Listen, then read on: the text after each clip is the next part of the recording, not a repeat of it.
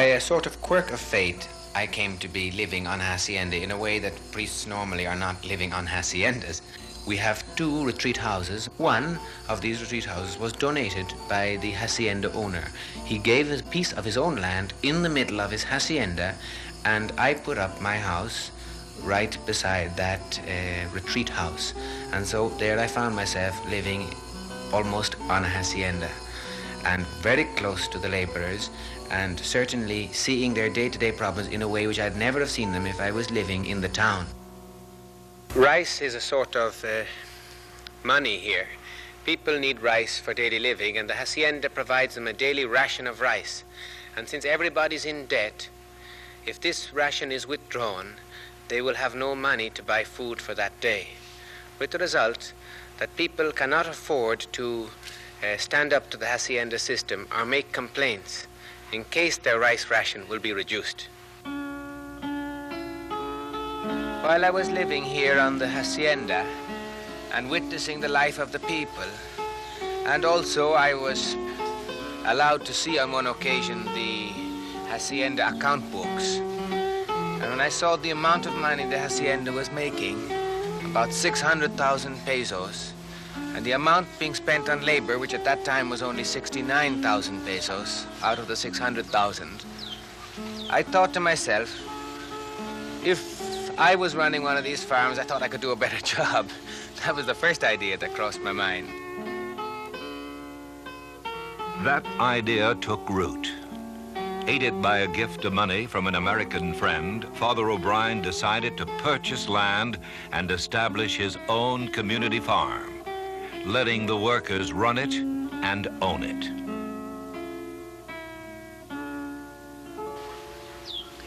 Picking the men was the next problem.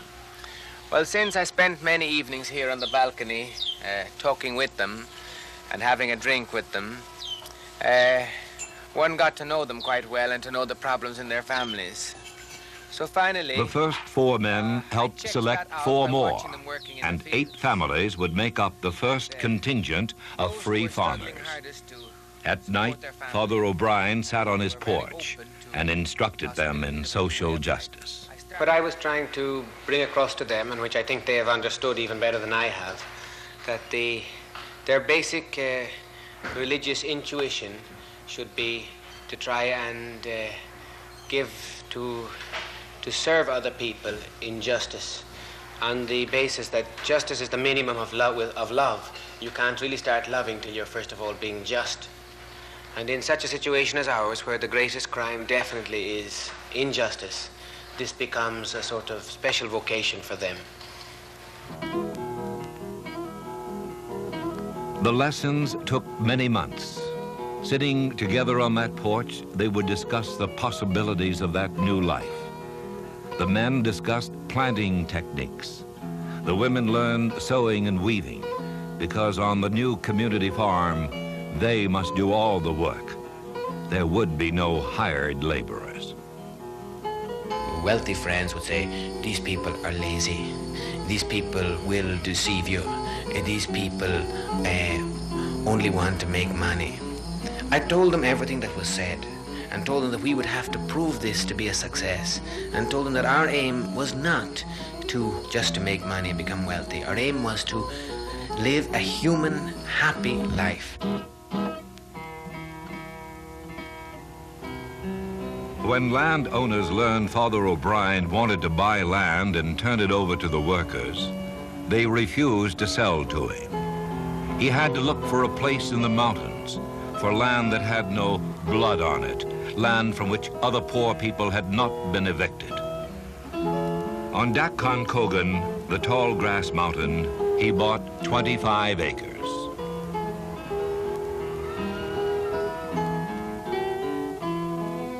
Finally, the day came for us to change.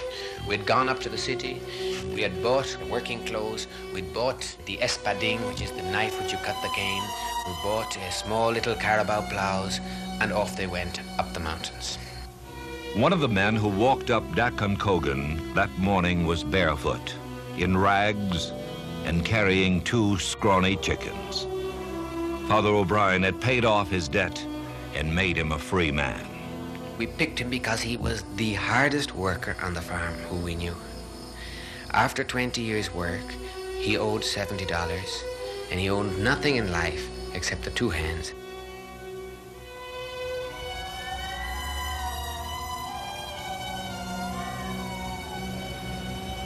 When they had plowed and planted and built their homes, they sent for their families, and the new life began.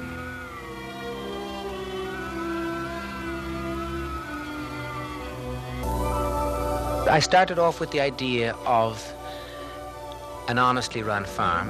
Then the idea came to a cooperatively run farm, and then to a communally run farm. And only when we were already going did I realize that what we had, in fact, was a kibbutz.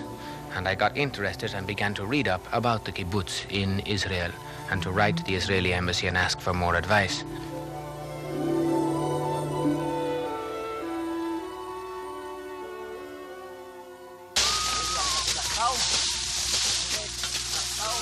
It's amazing how the kibbutz has humanized the work. It's not just that they get 2 or 3 times as much money as people get in the old-style plantation, but they know that the cane is theirs. They even sing and joke while they're cutting. And sometimes, for example, I heard one of the men saying to some of his children, "Gather up that cane there, you know it's money." The idea that they care about it, almost lovingly. Passing a field, they'll jump in and pull out a weed. Just like that. It's a case of humanization of work, not just raising wages.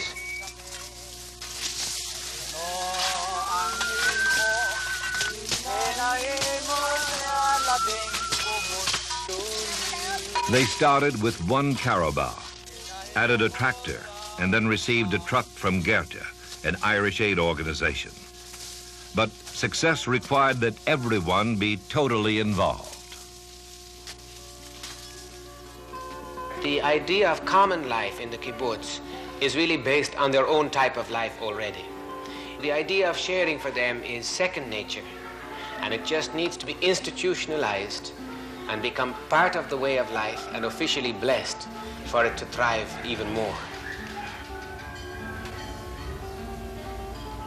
Communism has gone wrong in its rejection of God, whereas the basis of the kibbutz is the desire to share with everybody because of God. The kibbutz is about 100 kilometers away from here, about 2.5 hours ride, because the road is quite rough, in a truck or in a car. It's not always accessible, so as a result, I don't go there too often. The members of the kibbutz administer the farm themselves completely. They control all the money and have a checking account. For me, I remain as an advisor and as a sort of screener of new members, and I sort of help to be a sort of foil which they can put the blame on me if they've got to refuse something to somebody. I have brought in a few rules which I'm drawing up with them in the form of a constitution. So we sit down together and hammer out these different rules. A few months ago, I wasn't sure how the kibbutz was going to turn out. But now that the first crop has come in and that they've collected the money and that they have know how to keep it and how to put it by for helping other people and not to squander it on their own selves, I feel that at this stage, the kibbutz is already a success.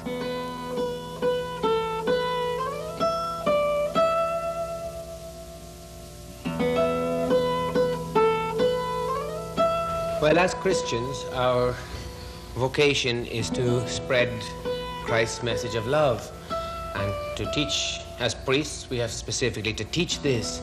You can do it by sermons, but when people are living in a society the very structures of which militate against loving, because the nature of society is that man lives off his fellow man.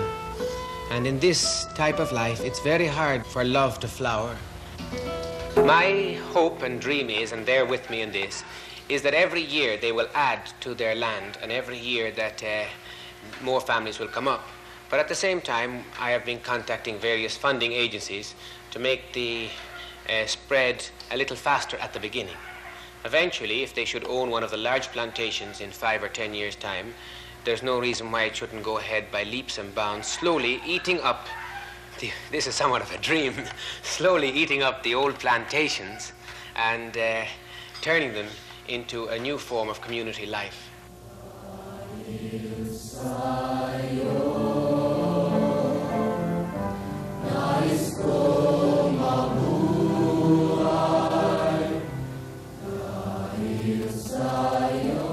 Our little kibbutz is only a drop in the ocean, and I suppose it seems sort of quixotic that to plan to renew the whole of Negros through such a scheme.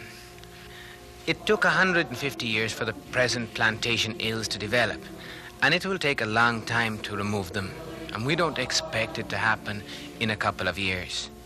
I would think that in 10 or 20 or 30 years, with a little outside help, with encouragement, and with keeping the vision alive of what we're trying to do, I think we could make serious inroads into the present system of injustice in Negros.